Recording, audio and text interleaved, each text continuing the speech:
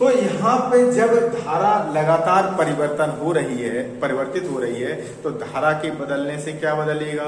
चुंबकीय क्षेत्र बदलेगा।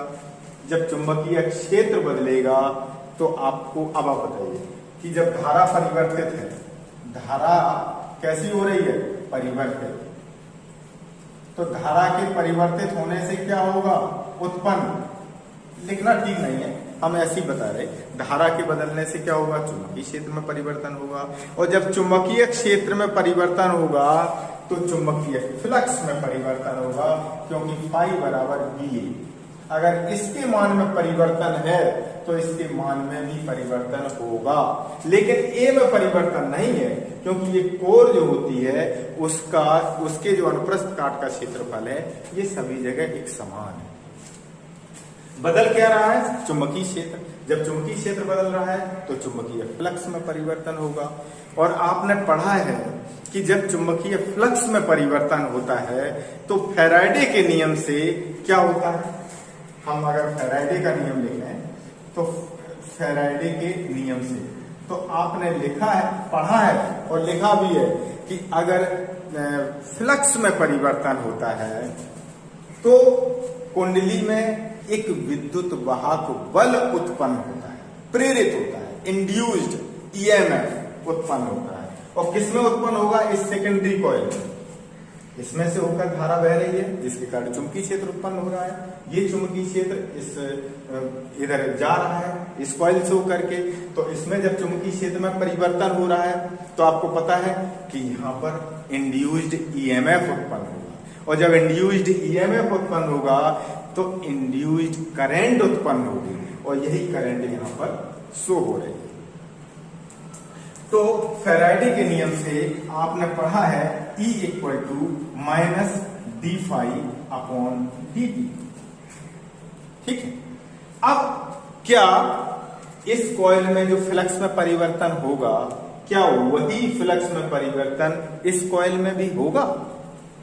नहीं होगा, समान नहीं होगा। क्यों नहीं होगा?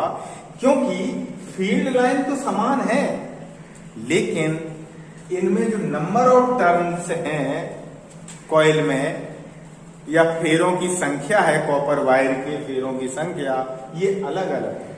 जब फेरों की संख्या अलग अलग है तो दोनों में मैग्नेटिक फ्लक्स या चुंबकीय फ्लक्स अलग अलग होगा, और चुंबकीय फ्लक्स अलग अलग हुआ तो उत्पन्न प्रेरित विद्युत वाहक बल का मान भी अलग अलग होगा। तो अब हम फ्लक्स देखते हैं। तो प्राथमिक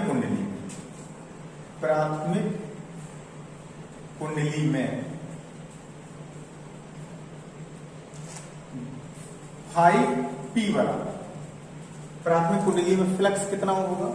फाई पी बराबर, अगर प्राथमिक कुंडली में फेरों की संख्या NP है और द्वितीय कुंडली में फेरों की संख्या NS है, तो उस स्थिति में NP इंटू फाई तो प्रत्येक फेरे से बद्ध चुंबकीय फ्लक्स है, प्रत्येक फेरे से। चूंकि इसमें NP फेरे हैं तो टोटल फ्लक्स कितना हो गया? N phi into P।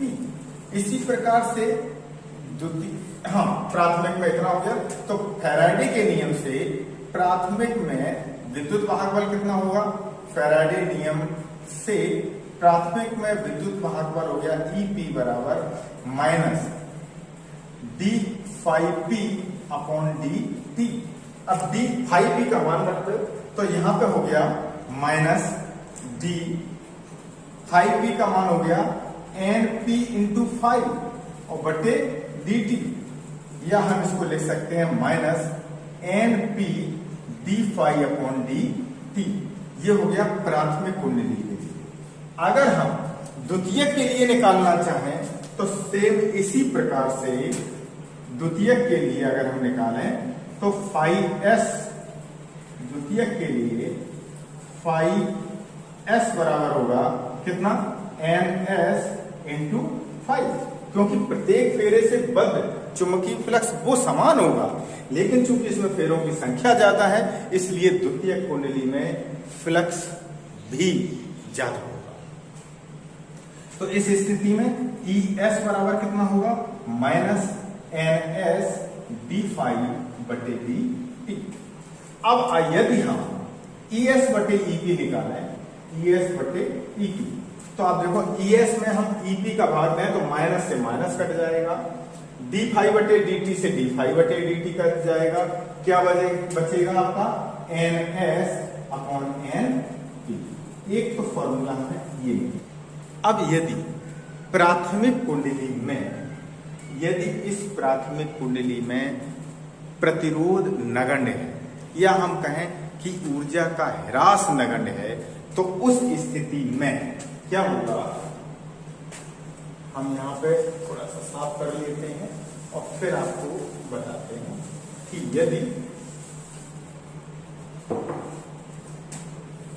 यदि प्राथमिक कुंडली में ऊर्जा का ह्रास नगण्य है, तो उस स्थिति में EP बराबर BP उसके सिरों पर लगाए गए विभवांतर के बराबर होगा, उत्पन्न प्रेरित विद्युत भाग होगा मान। इसी प्रकार तथा यही द्वितीयक में स्थिति होगी VS। तो अब आप देखते हैं सूत्र क्या हो जाएगा, ES बटे EP बराबर NS बटे NP बराबर VS बटे VP, जिसका मान जो होता है वो एक गुणांक के बराबर होता है, जिसको हम कहते हैं परिनमन अनुपात। इसको हम परिनमन अनुपात, ठीक है।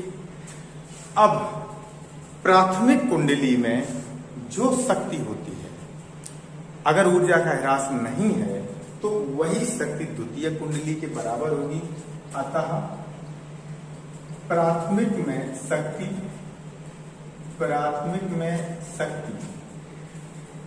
बराबर द्वितीयक में शक्ति, और इस हिसाब से प्राथमिक में शक्ति आप जानते हैं VP इंटू IP, और द्वितीयक में शक्ति VS इंटू IS। अब यहां पे अगर हम इसको सॉल्व करते हैं तो हम क्या देखते हैं कि VS बटे VP निकालें अगर हम, तो ये IP बटे IS आ जाएगा। ये वैल्यू यहां पर रख दो, तो इसलिए फाइनल जो आपका सूत्र होगा वो ES बटे EP बराबर NS बटे NP बराबर VS बटे VP बराबर IP बटे IS बराबर R। ये आपका ट्रांसफार्मर का एक कॉमन सूत्र निकल आया, जिसके आधार पे आपको न्यूमेरिकल लगा। अब हम पढ़ते हैं ट्रांसफार्मर में हानियां। तो देखो ट्रांसफार्मर में हानियां 4 प्रकार से होती हैं। आपने देखा होगा कि ट्रांसफार्मर जल गया, ट्रांसफार्मर फूक गया इस प्रकार की घटनाएं आपने आए दिन सुनी होंगी, देखी होंगी। होता क्या है, ट्रांसफार्मर में एक तो ताम्र हानि होती है, क्योंकि तांबे के तार को लपेट कर कुंडली बनाई जाती है, तो जिससे कुछ न कुछ ऊर्जा का ह्रास होता रहता है। और उस ऊर्जा ह्रास से बचने के लिए उसमें क्या करते हैं, तेल वगैरह डाल देते हैं जो ऊष्मा को अवशोषित कर ले। भ्रमर धाराओं से हानि, चूंकि लोहे की क्रॉड है तो लोहे की क्रॉड में भ्रमर धाराएं उत्पन्न होती हैं, तो भ्रमर धाराओं से कुछ ऊर्जा का ह्रास होता है। तो हम उसको क्या करते हैं, पटलित कर लेते हैं। पटलित का मतलब लेमिनेटेड, जो लोहे की क्रॉड होती है, पतली पतली पत्तियां लेते हैं और उसको ऊपर वार्निश करके फिर एक के ऊपर रखते चले जाते हैं। तभी आपने देखा होगा, मैं आपको दिखाता हूं, ये एक छोटा सा ट्रांसफार्मर है। तो इस छोटे से ट्रांसफार्मर में अगर खोल के देखें तो कई पत्तियां लगी होती हैं, छोटी ई आकार की, जो वार्निश से एक दूसरे से चिपकी होती हैं, फिर उसके ऊपर ये वायर लपेटा जाता है। तो एक तो ये हो गई भ्रमर धारा। शैथिल्य हानि क्या होती है, शैथिल्य हानि का मतलब है कि जब क्षण बार बार चुंबकित तो विचुंबकित होती है, तो जिसके कारण भी ऊर्जा का ह्रास होता है। इसीलिए हम यहाँ इसमें क्या करते हैं कि कुछ मिश्र धातु का उपयोग करते हैं, जिससे शैथिल्य लूप का न्यूनतम क्षेत्रफल बने, तो जिससे उसका ह्रास कम हो। इसके बाद फ्लक्स में भी हानि होती है। पहली कुंडली में जो फ्लक्स है, द्वितीय कुंडली में फ्लक्स है, तो इसमें भी कुछ ऊर्जा का ह्रास होता है। इसी आधार पर अगर ट्रांसफार्मर की दक्षता का सूत्र निकालें तो ईटा बराबर द्वितीयक में शक्ति बटे प्राथमिक में शक्ति। अब हम बात करते हैं ट्रांसफार्मर की उपयोगिता। ट्रांसफार्मर की उपयोगिता का मतलब है कि आखिर में हम ट्रांसफार्मर का उपयोग प्रत्यावर्ती धारा परिपथ में क्यों करते हैं। तो क्यों करने के लिए हम सबसे पहली कंडीशन पढ़ते हैं। मान लो कि पावर हाउस से 20,000 वाट की शक्ति उत्पन्न हो रही है, वाट की शक्ति उत्पन्न हो रही है, और इसको 100 वोल्ट पर इसको भेजना है। तो कितनी तार में धारा कितनी प्रवाहित होगी। तार में धारा जो प्रवाहित होगी I बराबर P/V। तो P का मान है 20,000 बटे 100, तो इससे इसका मतलब है 200 एम्पियर। ठीक है।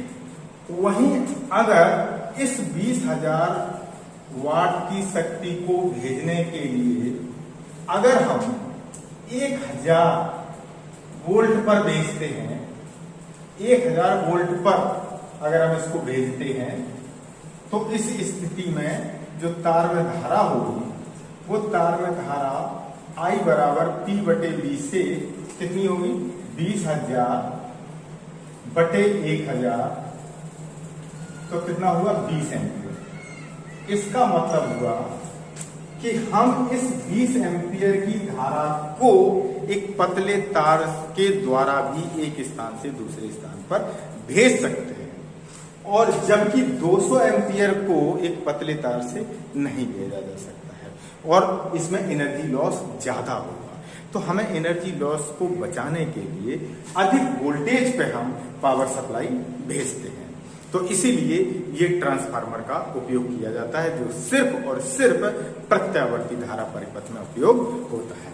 तो बच्चों, आज आपको ट्रांसफार्मर के बारे में जानकारी मिली होगी। बहुत बहुत धन्यवाद।